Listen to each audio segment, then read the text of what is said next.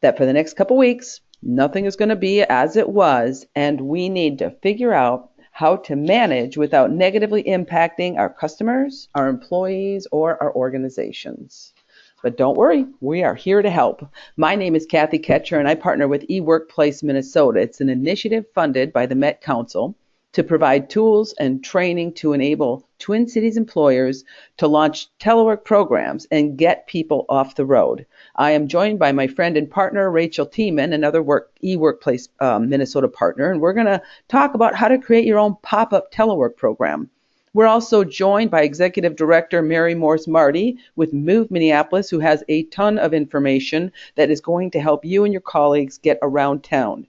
And Michael Hyatt from MRA will be taking some time to share how we can avoid risk as an employer during this crazy time, what you can do to ensure your people are safe and productive, or at least safe, because there's no guarantee about productivity. So to kick us off, Mary is going to share her hacks for moving in Minneapolis. Thank you, Kathy. This is wonderful to be here, and I'm so glad that everyone is attending today. First of all, we've got to acknowledge that downtown is home to a lot of people. We have 160,000 commuters and 40,000 residents downtown Minneapolis. Now, if you're going to add 100,000 visitors each day to downtown in the 10 days leading up to Super Bowl, you can imagine parking will be at a premium. So if you're planning to drive alone to work every day, if you have contract parking, be sure to check to see if you have restrictions on parking. To do that, you have to speak with your individual parking contractor and operator, because the rules and regulations and restrictions are different from ramp to ramp and from day to day. So please, if you are a contract parker or a non-contract parker, check ahead of time. If you use transit, regular service is going to keep running Monday through Friday, including the blue and green line LRT service. However, you need to know that some routes have been detoured due to closed roads downtown. And you need to know that Metro Transit is adding service on Super Bowl weekend, and we'll talk about that more a little bit later. So does it sound like chaos to you? Don't worry. With a little planning, you can get to work on time, be productive, and celebrate this once-in-a-generation event that Minneapolis is hosting. So first of all, let's talk about the fun stuff. There are going to be 3 zones downtown for events. The U.S. Bank Stadium is going to have parties. The Super Bowl experience is happening at the Minneapolis Convention Center. And Super Bowl Live is taking place on Nicollet Mall, almost the entire length from 6th Street to 12th Street. That means that Nicollet Mall is closed to buses and to everything but humans. You will find workarounds by going to the Super Bowl website. That's a very important website. It's mnsuperbowl.com. Not only will you find out about the road closures, but you will find out about concert schedules, hours of the activities, and the various non-entertainment attractions that are happening. I don't know about you, but I went out with my dog once on a ski jor. I've never ski jored on Nicollet Mall. If you're interested in watching a dog pulling a cross-country skier, that's the place to do it. And you can also check out the human snow globe. There's quite a lot happening on Nicollet. But it also happens to be where thousands of office workers are going to be working during Super Bowl week. These celebrations are happening right outside our offices, and it's going to be a blast to come to work during Super Bowl and the week prior. So the next slide we have, let's talk about how you're going to get downtown. If you're going to get downtown using transit, you're going to find that that's a great alternative to driving during Super Bowl. If you're new to transit, please take advantage of everything that Move Minneapolis can help you with. You can visit our website, moveminneapolis.org, or you can visit us personally at our store at 505 Nicollet. We are located in the Minneapolis Visitor Information Center, right at the corner of 5th and Nicollet, right at the LRT stop. And we can help you personally, and we can help your company. We have all kinds of resources. But for Super Bowl, did you know that you can take an express bus service using free park and rides? They're all over the Twin Cities. The trip is $3.25 each way. There are limited stops. It drops you off right downtown. Very easy to use. Blue and Green Line train service, regular service is going to be there, and added service, both for buses and the trains. You're going to want to visit metrotransit.org. Right at the top of that website, you're going to see a banner that says, I'm a regular rider. That means you're a new or current transit rider. And they're going to give you all kinds of information about Super Bowl, from detours to all the extra service that's being added during Super Bowl. Instructions on how to ride the bus. You can see videos on how to ride buses and trains and North Star commuter rail. It's all really fantastic service from metrotransit.org. If you do not have a transit pass, you can download the Metro Transit app. This is a fantastic, relatively new resource. Download it ahead of time and explore it. Once you have the app downloaded on your device, there's no need to carry paper tickets. You can cover your friends' fares. You can cover your own fare and your entire family's fares without doing anything.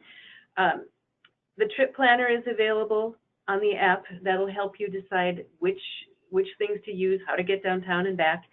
And Next Trip is fantastic. You can see the next available bus or train, and there's other wonderful features. If you're a regular customer, if you're already commuting downtown on transit, just be aware that some downtown routes will have detours during Super Bowl. Nicollet Mall, the buses have already reverted to Hennepin Avenue. 6th Street and 4th Street, some stops are being eliminated near the stadium. And there are some 9th Avenue and 7th Street bus stops being closed. Regular LRT service will be shut down only on Super Bowl Sunday into downtown. And there will be a bus bridge, also known as shuttle buses, going to every station that day, except to US Bank Stadium. There are some traffic and route changes. Again, I'm going to push you to see metrotransit.org. The next thing we'll talk about is our next slide, which is carpooling. This is a wonderful time to try carpooling. You can connect with your coworkers and your spouse and get in that car. When you carpool, you're going to maximize parking availability for not just yourself, but everybody. You can use the express lanes for free. Now, as you know, there are express lanes on I-394, I-35W, and I-35E. These lanes allow transit, motorcycles, and tell me, if you're going to be using a motorcycle during Super Bowl week, send me a picture, please. So transit, motorcycles, and vehicles with 2 or more occupants. So that can be your spouse, it can be your infant, it cannot be your pet.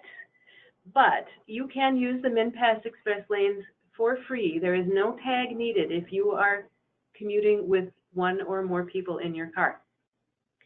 So coordinate with your partners, figure out how long you're going to stay downtown for celebrations, and enjoy. Again, you know, you can carpool downtown, or you can carpool to one of the park and rides and use the expanded transit. The last thing we want to talk about is just an introduction to telework. And again, sometimes the best commute is no commute at all. We want you to consider working from home if it works for you. Kathy and Rachel will be giving you really good information later on about how to actually implement telework. But our motto here at Move Minneapolis is plan ahead and choose the options that work for you. On any given day, during Super Bowl and outside of Super Bowl, you may find that driving alone works best, or driving to a park and ride and then using rail or bus works best. You may find carpooling is great for Mondays and Fridays, and on Thursdays you may wish to bike to work. All these things are possible and they're very easy, so don't miss out on coming to our website, moveminneapolis.org, and exploring all the great ways to get in and around downtown, not just during Super Bowl, but all the time. Thank you so much. Thank you so much, Mary. That was excellent information. And we have a few questions about bus routes, additional services, etc. So while we move on to Michael, Mary, if you have a minute, open up that comment section and feel free to provide additional information based on those questions. So now it is my great pleasure to welcome Michael Hyatt. Great. Thank you, Kathy. What a treat. What an exciting time for us to be in Minnesota. I've lived through a lot of it. I remember 98. I remember '09. I remember Wade Wilson. I know what the Randy ratio is. How exciting is it to be on the cusp of having the Vikes in the Super Bowl? I'm with the member-based organization, MRA. We help out employers with all sorts of different HR issues. As we're going through this, we're going to talk about some of the pieces that we're hearing from our members on how their concerns about staying safe and productive during this great time. And as we're going through, I'll have my contact info in, and if you hear any questions, jot them down, shoot me an email, and I'll be happy to answer anything after this. But this is who we are, MRA. There is a Wisconsin component of it as well. Trust me that when I say that we've had a lot of fun this week, at least us Minnesotans, letting the Packer fans know how we feel about them and how we feel about the Vikes being in the Super Bowl. Next slide, please. Let's face it, productivity will be down. I always say there's always going to be a certain percentage of people who are going to spend time on personal matters at work anyway, online shopping. Your exempt employees might stay out for lunch a little bit later, might be checking sports scores. All of that is perfectly fine. It's recognized, it's acceptable in most workplaces, but it will be times 100 if the Vikings are in the Super Bowl. It'll be just a regular crazy distraction. If the Vikings are in it, times what I'm going to say by about 1,000, because this is a once in a generation opportunity that we have to really showcase our great state and have a lot of fun at the same time. As we've talked about already, there's going to be concert shows, lots of fun going on. People are going to be going back and forth with lots of texting, lots of betting, lots of collaboration on all the different fun events going on. If you do have a work policy that restricts this type of behavior from your computers, know it now and enforce it any way you otherwise would. However, please know that people are going to skirt these issues using their smartphones, using their tablets and things like that. But again, productivity will be down. We're going to be focused on a lot of different issues, and we need to recognize that from exempt employees. With non-exempt employees, they're still on the clock. Every hour worked is hour paid. So you still have exempt and non-exempt employees who need to follow their regular rules as they would with anyone else. If you manage remote employees and non-exempt employees remotely, please know that you're going to have an additional measure in place, which my colleagues will talk about in a minute, as to how you're going to manage those people remotely. Next slide, please. Attendance. During your normal course of business during the year, attendance always seems to be a big issue. What's a no-call, no-show? How many minutes can you call before you need to be in the office? What constitutes late? If I'm late from break more than 5 minutes, does that count as a point? All of those fun attendance issues that all of us as managers and supervisors have to deal with. Expect it, again, to be worse during the next 2 weeks. If it's the Vikings in the Super Bowl, times it by about 1,000. You're going to have a lot of people with the 3-2 flu. You're going to have folks who might want to imbibe and enjoy all the fun activities down on Nicollet Mall and in the surrounding area, and they might not want to come back into work. Recognize that you still have attendance issues, you still have customers to serve, you still have orders to be taken, and you still have client expectations. All of that doesn't go away during all of this, but consider offering a flexible or temporary arrangement for these folks, not only in the telecommuting part, but allowing people to start earlier or start later during this unique time.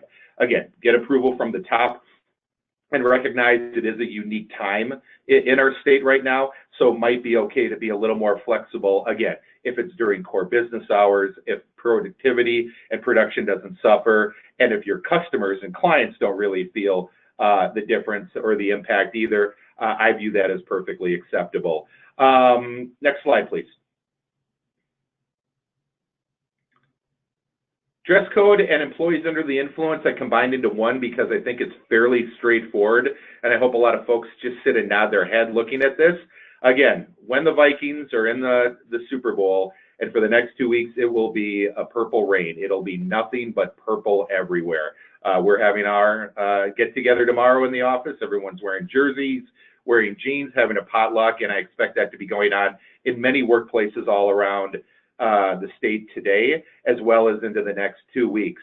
Obviously, it's important to have dress code standards, and if you have jeans days or special jerseys days, nothing really changes right here.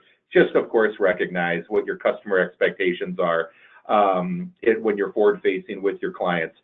Also, alcoholic beverages, as always, your drug and alcohol policies prevail here, especially if you're in a safety-sensitive type role. If you're working more in a manufacturing type environment, you're going to be paying even closer attention to this.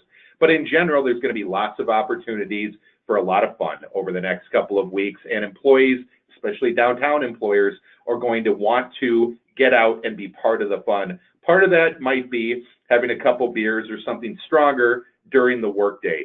Enforce your normal DNA policy. If you're in a safety-sensitive environment, make sure that your normal drug and alcohol testing policies are in place. Make sure you know what they are and account for reasonable suspicion testing. If anyone has any questions on any of this, whether they're not sure they have a policy, whether they want to talk through the particulars in a little more detail, whether it hasn't been updated for a while, please contact me directly. I'd be happy to chat through all of those particulars with you.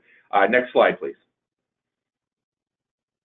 Gambling, office pools. During March Madness, we're all very used to betting on the brackets. During the Super Bowl, when it hasn't been here, we have squares, we have bets, we have first half, second half bets, all of that fun stuff.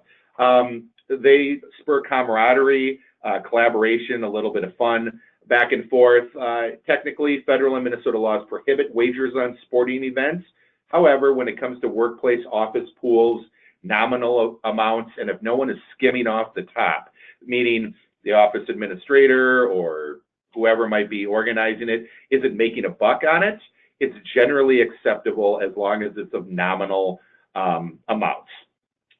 You're not going to get a lot of scrutiny from the feds or any state gambling if you're having a routine office pool. Again, a couple things to keep in mind, though. You don't really want managers or supervisors coordinating these. Coworkers is a better way to go when it comes to any type of spontaneous gambling. Also, make it small, make it voluntary. There are folks who might have religious objections to office pools, and you might have some folks, quite frankly, that are fairly competitive. And if they lose to somebody, especially a lot of these office pools, the winners are people who don't know the first thing about football or basketball during March Madness. And some of those, hardcore Vikings fans who might lose to somebody who doesn't, know what the Randy ratio is, might become a little upset by that. So make sure that it doesn't lead to employee relations issues as well. In general, though, it's going to be fine and it spurs a lot of camaraderie. A couple things that we've heard from other folks is that if you want to create a voluntary pool that requires no entrance fee, that's fine. Have any prices paid for by the organization. If they want to have a few gift cards or something of nominal value that they give to employees, perfectly acceptable. Also, we've seen people have competing teams, Vikings versus Patriots, compete in food drives. So whoever can bring the more in, and that spurs some good, healthy competition and also donates to our local food banks. And the last one.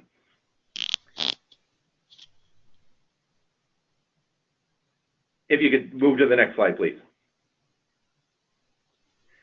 There is, especially again, when and if the Vikings are in it, you are going to have absentee rates, the likes that we have never seen in this town before.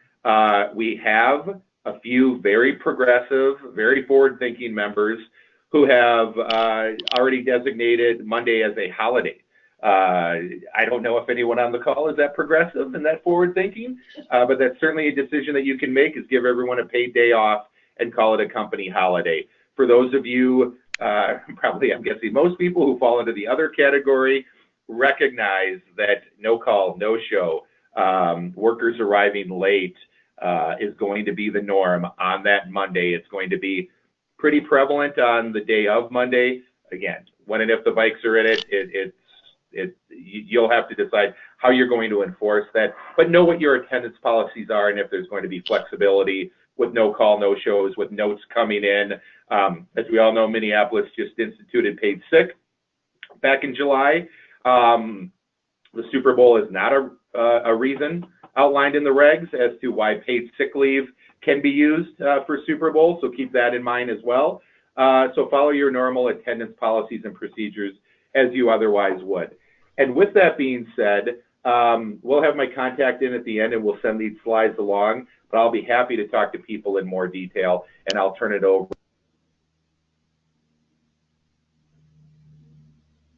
Thank you, Michael. I am not hearing what you were saying, so I don't know why my audio went out. Hopefully you can hear me, but I will assume you can, and I will just move ahead. So we're going to talk about eWorkplace Minnesota and how we can utilize telework to alleviate some of the stress that goes along with Super Bowl Sunday. So there's no time right now to pull out and dust off your telework policy and review your compliance rules. So if you want to create a quick and easy way for employees to work from home during the next couple of weeks, here are some must-dos to set up your own pop-up telework program. Number one, even before you get started, you have to figure out not just the how, but you have to figure out the who. First of all, who will you invite to participate in telework during the Super Bowl? So here are some quick assessment questions that will help you help them understand who is eligible. So who can participate? Well, of course, number one, people who are not client-facing, work that's been able to be done independently, collaboration that can be shifted from perhaps if it was face-to-face or in the office, you can switch it over to Skype for Business or WebEx. Having people who don't necessarily need those in-office resources. I don't know if you've experienced this, but there's nothing worse than having somebody working from home, calling every half hour saying, well, can you get me this and can you get me that? So getting people who don't necessarily need those in-office resource materials and also have the ability to control their schedule. Now, depending on your culture, you can invite everyone to telework as needed. You can't see me, but I got my air quotes going, as needed during the Super Bowl, or you can invite select areas that you know will be functional regardless of their work location. And the next is must-have technology. Without technology, telework would not be an option. So technology is the enabler. And since we're all probably using these tools when we're not at home anyway, this isn't so hard to adjust to. Just make sure people have what they need if they're working off-site. So if we look at the first two items, your internet, your email, a computing device, they seem pretty obvious, but you'd be surprised. If you don't have company-issued laptops or BYOD policies in place, you can't be sure Bob's 2009 desktop is going to work with everything that, all the interaction with the company and the VPNs. Have the necessary software. Do you have a phone? Do you have email? Do you have a fax machine? Kidding. Docking station if you needed, a printer if you need it. And make sure if they're printing, they're in compliance with any security policies you have, such as HIPAA or PII. They need to know also, who do you call for help, right? If something goes wrong, if it's not working out, make sure that there's a dedicated help line to support people. If you're going to have a big mass of people working off-site for a couple of days, dedicate a help desk to support them during that. And lastly, if people are going to utilize telework, make sure they test everything before they officially begin. Leave enough time to solve any problems that you might run into. And also, we have a lot of real smart people on the call here. So if you have ideas, I would love for you to share your ideas as well on how to enable telework and on a short-term basis, quickly and easily. Just share your comments in the comment box. As I said, telework is the enabler, but people are the key. And Rachel is going to tell us more about how people are key to the success. Hello there. Thank you, Kathy. Yes. So one of the key factors so that you avoid any frustrations from having people work off-site is that everyone first needs to agree what they're doing so that you have no questions about performance management, not being able to see people in the office. But if you know what they're doing from home, then there shouldn't be an issue. Another item is that you want to be entirely clear that people are not using this as a substitute for dependent care. As much as we love to hang out with our loved ones, we need to know that the home is being used as an entirely professional environment, and that employees can take calls and work undisturbed by others. If there are any issues with connectivity or problems with logging in, for example, you want to make sure that there is that help desk there, or that workers know to let their manager know as soon as possible. And as Kathy said, with technology guidelines, if you're not supposed to be printing or having others listening on private conversations or having any sensitive data around, in a pop-up telework program, there might not be a designated private home office. So just make sure that that dining room table doesn't have a lot of sensitive information listed around there when the rest of the family is there. And communication is absolutely vital as well. You don't want to be calling people and trying to get hold of them. They could be legitimately on a conference call, but if you're emailing and there's no explanation for why somebody doesn't respond to you. Let's review the next slide and just have a look at a few do's and don'ts for communication during that time. So first of all, your team is going to make sure that you're all on the same page. Are you going to be using email? Do you all have Skype? What kind of telephone? Is the employee using their own private phone during that time? Are you expecting everybody to pop up in the morning on instant message and saying, hi, good morning, just as if they were there in the office? You may be working your typical work hours. If you're non-exempt, you're going to have folks track their hours for you. If workers are exempt, it could be that instead of jumping onto their commute, they'll be starting work a little bit earlier from home. So it would be helpful for everybody to outline what their business hours are during that time, and make sure that any autoresponders, such as a voicemail message or an email, clearly let people know how to get hold of them if they're not immediately there. And you can also tell people that even if they are busy on a conference call or another conversation, they might be able to just type a little text out to say, hey, I'll be able to get hold of you in about half an hour when I'm finished with this. So if you can look at those agreements on our final slide here, we have got a lot more resources and tools for you on our eWorkplace Minnesota website. Some very interesting information there. We also have free online training available so that both employees and their supervisors can all get on the same page. And then I just want to tell you about our commuter savings calculator. This is a fantastic tool for the organization and for individuals who can type in their home and work addresses and how often they telework, and it's actually going to give them an idea of how much money and time and other resources they're saving by teleworking, as well as letting the employer know if this increases their productivity, work-life balance, reduces stress, and could be a rationale for further having a telework program ongoing. So thank you very much. Kathy, back to you. Oh, thank you, Rachel. And we are right at the 1:15. I didn't see very many questions dropped into the comment section. Mary, there was just one about increasing the schedule during the Super Bowl, I think the day of and leading up to. One question was, are there going to be additional transportation options available starting earlier or ending later for people? And there's a website to go to and learn more about that. Or Mary, if you want to address that quickly, that'd be great.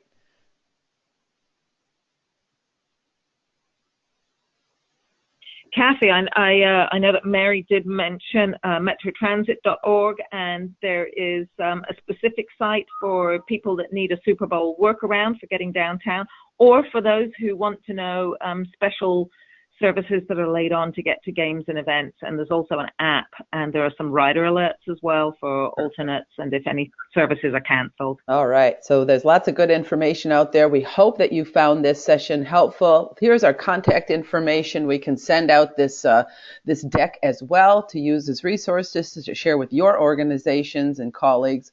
Thank you all very much for attending this session, and Skol Vikings.